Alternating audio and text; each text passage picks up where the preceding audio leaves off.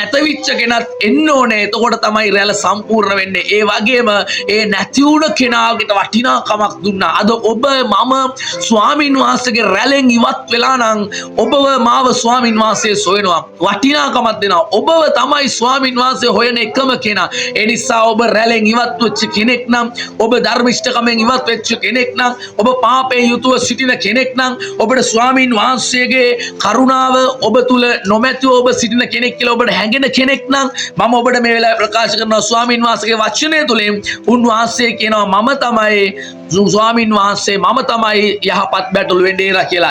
Hallelujah. දෙවියන් වහන්සේට ප්‍රශංසා වේවා. සියලු ගෞරවයත් මහිමයත් උන්වහන්සේට වේවා. ස්වාමින් වහන්සේගේ වචනය අද අවස්සේ අපි බලන්න යනවා. ඉතින් මේ අවුරුද්දේ ආරම්භයේ ප්‍රථම වචනය තමයි ඔබ අසන්න යන්නේ.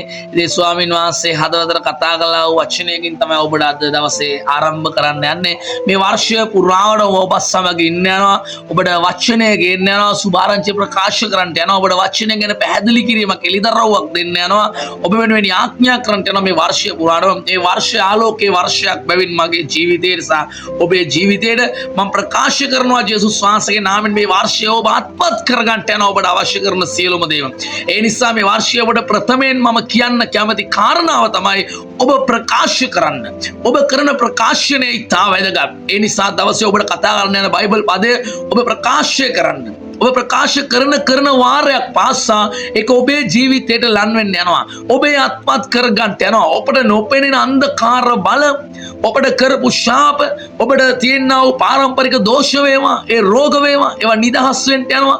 ඔබ කුසගින්න ඉන්න යන්නේ නැහැ. ඔබ වේදනාවට පත් වෙන්න යන්නේ නැහැ. ඔබ විශ්වාස කරන්න ප්‍රේමවන්ත සහෝදරයා, දුවේ පුතේ, ඔබ ප්‍රකාශ කරන දේ තමයි ඔබේ ජීවිතයට යහපතක් වෙන්න යන්නේ. ඒ නිසා ඔබ හොඳ ප්‍රකාශ කරොත් හොඳත්, නරක ප්‍රකාශ කරොත් නරකත් ඔබේ ජීවිතයට යනවා. ඔබ කරන ශාපය මනුෂ්‍යයන්ට අත් වෙන්න යනවා. ඒ නිසා ඔබේ මුඛය නිතර ස්වාමීන් වහන්සේට ප්‍රශංසා මුඛයක් බවට පත් කරගන්න. ඔබ මේ වර්ෂය නම් ගෙවුණු වර්ෂය වගේ ඔබ ගත කරන්න එපා. ඔබ ජීවිතය වෙනස් කරගන්න වර්ෂයක් කරගන්න, පෝසත්කමේ වර්ෂයක් කරගන්න. මොකද ස්වාමීන් වහන්සේ අදහන කිසිම මිනිසෙක් ලැජ්ජාවට පත් වෙන්න කෙනෙක් නෙමේ. උන්වහන්සේ ලැජ්ජ වෙන දෙවි කෙනෙකුත් නෙමේ. ඒ නිසා මම ඔබට ප්‍රකාශ කරනවා අද දවසේ මේ වර්ෂයේ ප්‍රථමම දේව වචනය තුලින් ඔබ ප්‍රකාශ කරන දේම ඔබ අත්පත් කරගන්න යනවා කියලා. ඒ නිසා ඔබ සෑම දවසක මේ වචනය අසන්න. ඔබ යාඥා කරද්දී මේ පදේ අනිවාර්යයෙන්ම අසන්න. ඔබ කතා කරන්න. ඔබ කන වෙලාවට, ඔබ ඒ වගේම ඔබ ප්‍රී නිදහසේ ඉන්න වෙලාවට මම ඔබට කියනවා මේ වචනේම ඔබ කතා කරන්න කියලා. අපි බලමු ගීතාවලිය පොතේ තමයි දෙවියන් වහන්සේ කතා කරේ. ගීතාවලිය 23 වෙනි පදේ ඉඳලා අපි බලන්න යනවා. යහපත් බැටළු එඬේරාණෝ. මම ඔබට ඒ වගේම මේක තේරුම් කරලා දෙන්න යනවා. ස්වාමින් වහන්සේ මාගේ එඬේරාය, මට හිඟයක් නොවන්නේය. ඒ කියන්නේ එඬේරා කියන්නේ කවුද? එඬේරා කියලා කියන්නේ බැටළුවන්න බලා ගන්න කෙනා. ඒ කියන්නේ ඔබයි මමයි බැටළුවෝ. ස්වාමින් වහන්සේ තමයි මගේ එඬේරා. එඬේරෙක්ගේ වගකීම තමයි තමන්ගේ රැළ ආරක්ෂා කරගන්න එක. ඒක තමයි උන්වහන්සේ උපමාවකින් කිව්වේ. 100 දෙනෙක්ගේ රංචුවක එක්කෙනෙක් අතුරුදහන් වෙලා ඉන්නකොට අර 99 දෙනාව තියලා එක්කෙනාව හොයාගෙන ගියා ඒ සැබෑ එඬේරා. අන්න එයා තමයි සැබෑ එඬේරා. මොකද අර 99 දෙනා හොදට ඉන්නවා, පෝෂණය යදුතු ඉන්නවා. හැබැයි අර නැති වුණ කෙනා කනවද, මොනවා කරනවද, සතුරන්ගෙන් කරදරයක් වෙයිද කියලා බයට ඔහුට එක්කෙනෙක්වත් වටිනෝ නිසා එක්කෙනෙක්වත් අතෑරියේ නැහැ. අනේ එක්කෙනෙක් ගියානේ, තව 99ක් ඉන්නවනේ කියලා චේතනාවෙන් නෙමේ සැබෑ එඬේරා ක්‍රියා කරන්නේ. ඒ නිසා ඔබ බය වෙන්න එපා. ජේසුස් වහන්සේ ඔබ වත්හරින්නේ නැහැ. ඔබ තනි වෙලා කියලා ඔබ හිතන්න එපා. යක්ෂයා තමයි ඔබට එවැනි සිතුවිලි අරන් එන්නේ. ඔබ තනි වුණාත් ස්වාමින් වහන්සේට වටින නිසා උන්වහන්සේ එනවා හොයාගෙන. ඒ වගේම අනිත් පදේ කියනවා උන්වහන්සේ නිල් තන ගොදුරු බිම්වල මා ළඟින්ට සලස්වන සීක, නිශ්වල වූ දී අසලින් මා ගෙන යන සීක.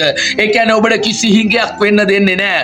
උන්වහන්සේ ඒ නිශ්වල දී අසලින් ඔබව ගෙන යනවා. උන්වහන්සේ මාගේ ආත්මය ප්‍රාණවත් කරන සීක. සුවකී නාමය නිසා ධර්මිෂ්ඨකමේ මාවත් තුළ මා ගෙන යන සීක. ඒ කියන්නේ උන්වහන්සේ ඔබගේ ආත්මය සෑම වෙලාවකම ප්‍රාණවත් කරන්න. ඔබ මේ වචන නිතර කියවන්න. ඔබව ධර්මිෂ්ඨකම මේ මාවත්වල උන්වහන්සේ ගෙන යනවා. ඔබ වැරදි මාර්ගේ යනවා නම් උන්වහන්සේ ඔබට එළිදරව් කරන්න යනවා. ඔබගේ හදවතට උන්වහන්සේ කතා කරන්න යනවා. ඒ නිසා ඔබ සෑම වෙලේම කරන ප්‍රකාශනය හරි වැදගත්. මේ වචනේ ඔබ ප්‍රකාශ කරන්න. එසේ මරණ සෙවණේ මිටි යාවත මැදින් යන නමුත් කිසි උපද්‍රවයකට බය නොවන්නෙමි. මක් නිසාද ඔබ මා සමගය. ඔබගේ දණ්ඩෙන් හා සැරයටියෙන් මට සැනසෙල්ල තිබේ. ස්වාමීන් වහන්සේගේ දණ්ඩෙන් හා සැරයටියෙන් ඔබට සැනසෙල්ල තිබෙනවා කියලා උන්වහන්සේ වචනේ ප්‍රකාශ කරනවා. ඒ දණ්ඩ හා සැරයටිය ඔබ ජීවිතේ විනාශ වෙනවා නම්, ඔබ වැරදි මාර්ගයක යනවා නම්, ඒ ඔබට වේදනාවක් විදියට පේන්න පුළුවන්. නමුත් ප්‍රේමවන්ත දුවේ පුතේ අම්මේ තාත්තේ ඒ දණ්ඩ හා සැරයටිය උන්වහන්සේගේ අතේ තියෙන්නේ ඔබව එව යන මාර්ගයෙන් නැවත ඇදලා උන්වහන්සේ යහපත් මාර්ගයට ගන්නයි. ඒ නිසා තමයි එඩේරා ලිංග හැම වෙලේම අර වක්කක් සහිතව ඒ එඩේර බැටළු ඒකේ දැන් ඔබ දැකලා ඇති ඒ වක්කක් සහිතව තමයි ඔහුගේ අර සැරයටියේ තියෙන්නේ. ඒකෙන් ඔබ ඉවත් වෙනවා නම් උන්වහන්සේ නැවත ඔබ ඇදලා ගන්නවා. ඒක සමහරක් විට ඔබට රිදීමක් වගේ දැනෙන්න පුළුවන්. ඔබට වේදනාවක් වගේ දැනෙන්න පුළුවන්. නමුත් මම ප්‍රකාශ කරනවා ඒක ඔබේ ජීවිතේ යහපතක් කියලා. මොකද උන්වහන්සේ ඔබ මරණ සෙවණ මිටියවත මැදින් යන්නේ. මොකද යක්ෂයා තමයි මේ පොළොවේ ලෝකේ රජකම් කරන්නේ. ඔබයි මමයි ලෝකේ තමයි ජීවත් වෙන්නේ. ඒ නිසා ප්‍රේමවන්ත දුවේ පුතේ ඒ ලෝකේ ජීවත් වෙන අපිට නොයෙකුත් බාධා තියෙනවා. ඒ නිසා ස්වාමීන් වහන්සේ දන්නවා ඔයාටයි මටයි ගොඩක් දේවල් කරන්න බෑ. ඒ නිසා ස්වාමීන් වහන්සේ බලාගෙන ඉන්නවා රැළෙන් ඈත් වෙනවද කියලා. ටක් ගාලා ඈත් වෙච්ච ගමන් උන්වහන්සේ ඇදලා ගන්නවා ඔයාව සැරයටින්. අන්න ඒක තමයි සැබෑ ඩේරාගේ වගකීම. හැබැයි ඔබට රිදෙයි. ඔබට වේදනාවක් එයි සමහරක් තැන්. හැබැයි පුතේ අත්හරින්න එපා. දාලා යන්න එපා. දෙවියන් වහන්සේ ඔයාට ආදරෙයි. උන්වහන්සේ ඔයාව ආරක්ෂා කරනවා. ඒ තමයි සැබෑ බැටළු එඩේරා. එඩේරාගේ වගකීම උන්වහන්සේ හරියට ඉෂ්ට කරනවා. ඔබ ඔබේ වගකීම හරියට ඉෂ්ට කරන්න. ඒ වගේම උන්වහන්සේ කියනවා මගේ සතුරන් ඉදිරියේ ඔබ මට කෑම මේසයක් පිළිවෙල කරන්නේය. මාගේ හිස තෙලෙන් ආලේප කරන්නේය. මාගේ කුසලාන උතුරායයි. සැබවින් යහපත්කමත් කරුණාවත් මගේ ජීවිතයේ සියලු දවස්වල මානු වෙන්නේ. මම සදාකල්ම ස්වාමින්ගේ ගෘහේ වාසය කරන්නේ. මේ කොච්චර අලංකාරද දුවේ පුතේ. සදාකල්ම ස්වාමින්ගේ ගෘහේ අපිට වාසය කරන්න තියෙනවා නම් උන්වහන්සේ මෙතන ඔබට යහපත් දෙයක් කියනවා. බලන්න ඔබට කියනවා ඔබගේ සතුරන් ඉදිරියේ කෑම මේසයක් පිළියෙල කරනවලු. බලන්න මේ බයිබල් පදේ මොකද්ද තේරුම කියලා. මේක කියන්නේ අසමාදානය නැති තැන ඔබට සමාදානය ස්වාමින් වහන්සේ දෙනවා. ඔබට පුළුවන්ද ඔබට ගහන්න 100ක් ඉද්දි ඔබට කෑම කන්න? ඔබට සතුටින් ඉන්න පුළුවන්ද? හැබැයි කෑම කනවා කියන එක ප්‍රීතියක්. ඒක සතුටක්. උන්වහන්සේ ඔබට කියනවා මගේ දුවේ පුතේ ඒ සතුර ඔච්චර හිටියත් ඔයාට මං ලස්සන කෑම මේසයක් පිළියෙල කරලා තියෙනවා. ඒ කියන්නේ බය වෙන්න එපා. කොච්චර අභියෝග තිබුණත්, කොච්චර සතුරාගේ කොච්චර කාරණා තිබුණත් උන්වහන්සේ ඔබව දුවේ පුතේ සමාදානය ඇතුවේ තුලින් රැගෙන යනවා කියලා උන්වහන්සේ එතන කියනවා. ඒ කියන්නේ කෑම මේසයක් පිළියෙල කරනවලු සතුරන් ඉදිරියේ. ඉතින් ඔබට ගහන්නේයි, ඔබ වට්ටන්න මිනිස්සුයි, ඔබ වේදනාවට පත් කරන්නේයි. හැබැයි උන්වහන්සේ කියනවා ඔබ වේ මැදින් ගෙනියනවා. ඔබ වේ තුලින් ගෙනියනවා. සමාදානයෙන් යුතුව ගෙනියනවා කියලා. ඔබ බය වෙන්න එපා. ඔබ රැළෙන් ඉවත් වුණොත් තමයි ඔබට බිය යුත්තේ. මොකද ඔබට මම කියන්නම් මේ වසරේ යක්ෂයා කැමති නෑ ඔබ ගැලවීමට එනවට. මොකද ජේසුස් වහන්සේ තුල විතරයි පුතේ සැබෑ ගැලවීම තියෙන්නේ. උන්වහන්සේ තුල විතරයි දුවේ පුතේ සැබෑ ප්‍රේමය තියෙන්නේ. සතුරා බලාගෙන ඉන්නේ හැම වෙලාවෙම ඔබ එතනින් ඉවත් කරන්න. මොකද ඔබ හොඳට බලන්න, ඔබ ඕන තරම් වැරදි කරන්න, ලෝකයා සමග ක්‍රියා කරන්න, 31 රාත්‍රියේ හොඳට බීලා පිස්සු කෙලින්න, 25 රාත්‍රියේ හොඳට බීලා පිස්සු කෙලින්න කවුරුත් මොකුත් කියන්නේ නැහැ. ඉතින් උදේට විහිළුවක් කරයි. හැබැයි ඔබ එදාට පල්ලේ යන්න. ඔබ දෙවියන් වහන්සේ තුලට යන්න. ඔබ යහපත් විදිහට ජීවත් වෙන බීමත්කම අතාරින්න, සාපේ පාපේ අතාරින්න, බය අදුකමේ ජීවිතය අතහැරලා ඔබ ලස්සනට ජීවත් වෙන්න. බලන්න ඔබගේ සහෝදරයෝ කොච්චර ඔබට ඇඳුම් පද කියයිද, දෝෂාරෝපණය කරයිද, ඇඟිල්ල දිගු කරයිද.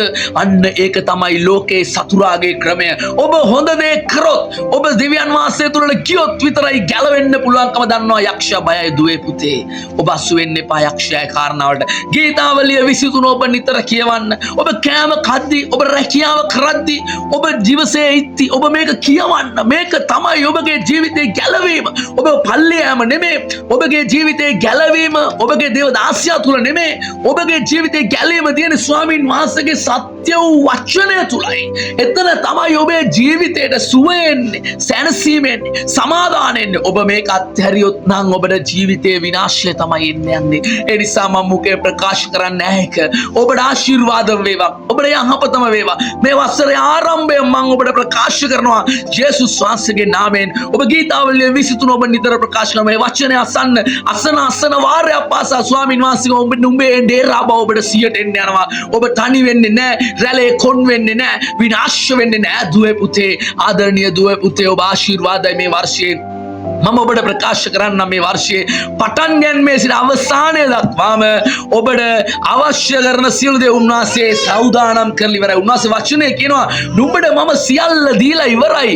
ඒක අත්පත් කරගන්න බැරි වෙන මිනිස යක්ෂයා නුඹේ ඇස් වසල කියලා. මොනවාද මේ ඇස්? මේ ලෝකයේ ඇස්. මේක ආත්මික ඇස් තමයි යක්ෂයා වහලා තියෙන්නේ. හැබැයි ඔබට සියල්ල ස්වාමින් වහන්සේ දීලා ඉවරයි. ඒක නුඹට අත්පත් කරගන්න විතරයි තියෙන්නේ. මේ වර්ෂයේ නුඹ ප්‍රකාශ කරොත් ඒක නුඹට අත් වෙනවා. නුඹ කතා කරොත් ඒක නුඹට ලන් වෙනවා.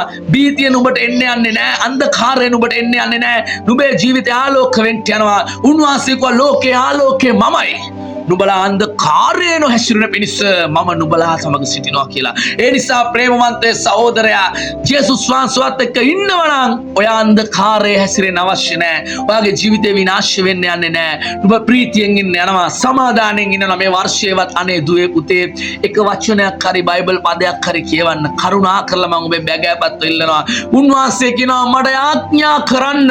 එවිට මම නුඹට උත්තර දෙන්නේ මේ නුඹ නොදන්න මහත් අමාරු දේ නුඹට කර පෙන්වන්නේ මේ කියලා. ඒ නිසා පුතේ දුවේ ආඥා කරන්න, කතා කරන්න, හඬ අස්සන්න. ඒ තරම් වටින දෙයක් නෑ, බලවත් දෙයක් නෑ, ප්‍රේමයක් නෑ. උත්තර ලබන්න තියෙන එකම මාර්ගය ආඥා කිරීම.